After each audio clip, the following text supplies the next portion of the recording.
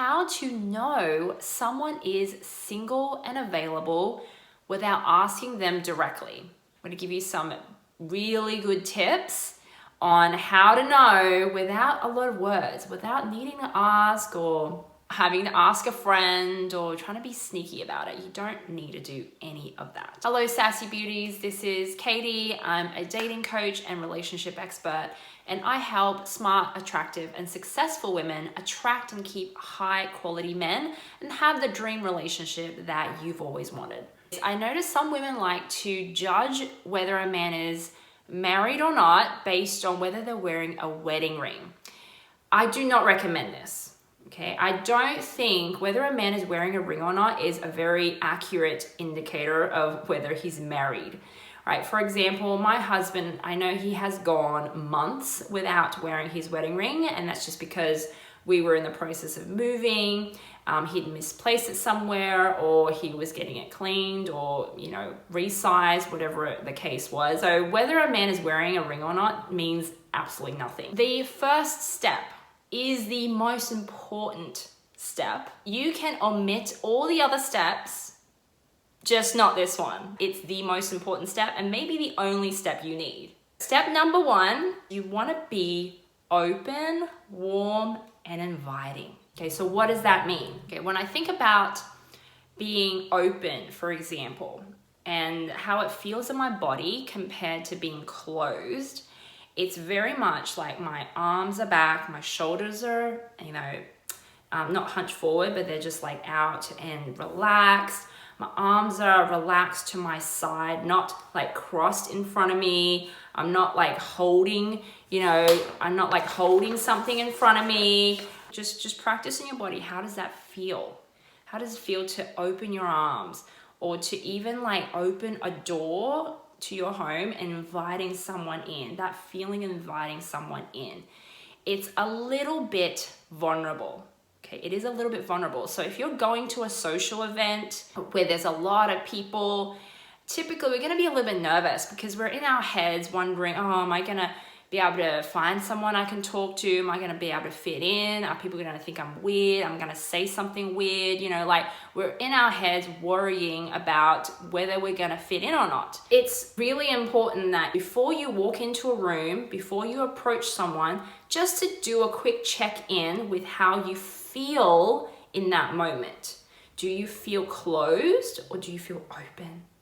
Okay, it makes a huge difference. The other thing I think is really important is being present and leaning back, that energy of leaning back when you're approaching someone, especially men. If you approach a guy and maybe you're open, you think you're being warm, open, and inviting, but then you bombard him with 1,000,001 questions.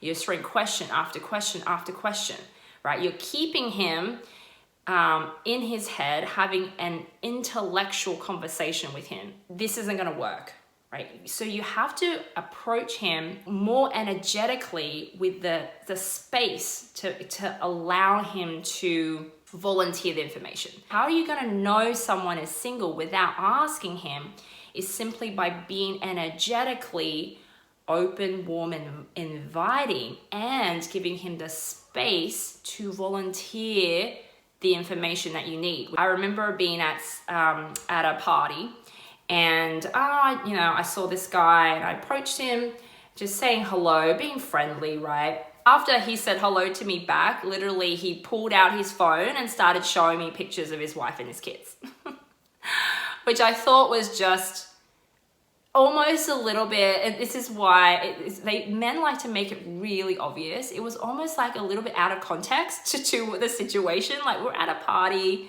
right, having fun. All I'd said was hello, and he pulls out a picture of his wife and kids. I just thought that was just a perfect example of just men wanting to be crystal clear and obvious, like they're taken. He doesn't want to have that be in that awkward position of you thinking he's single when he's not. So step number 2 is really just about listening for what they say. And if they don't make it immediately obvious, chances are it's going to be brought up in the conversation at some point, As you start talking, I recommend you don't just stick to talking about work if this is somehow, a work conference or work-related, business-related event.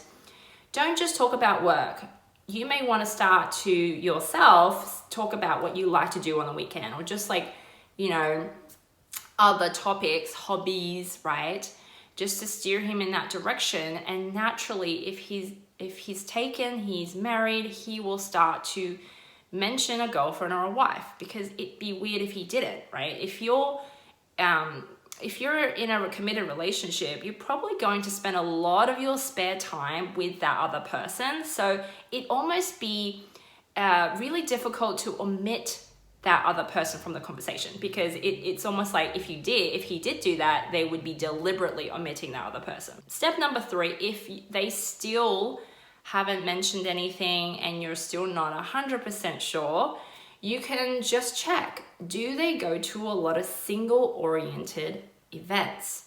So there are some places where it's primarily dominated by single people. Certain events, certain activities, like the gym. Gyms typically have a lot of single people. The bars and nightclubs, like hiking, sporting events, will tend to have a lot more single people, just because they have a lot more time to do those things versus if they had a partner who may not want to go to those things. Now, here's another thing too. If you see them with someone, if they have brought someone with them who just happens to be a girl, member of the opposite sex, don't always assume that that person is their girlfriend or wife. That person could just be a friend. It could be their sister, right? It doesn't mean it's their partner. And the only way you're going to find out is by just talking to them and seeing how do they interact with each other. Sometimes it will be obvious, they're partners, and sometimes it won't be. But generally you can tell by how two people interact what kind of relationship they're in. Just don't assume that's their romantic partner.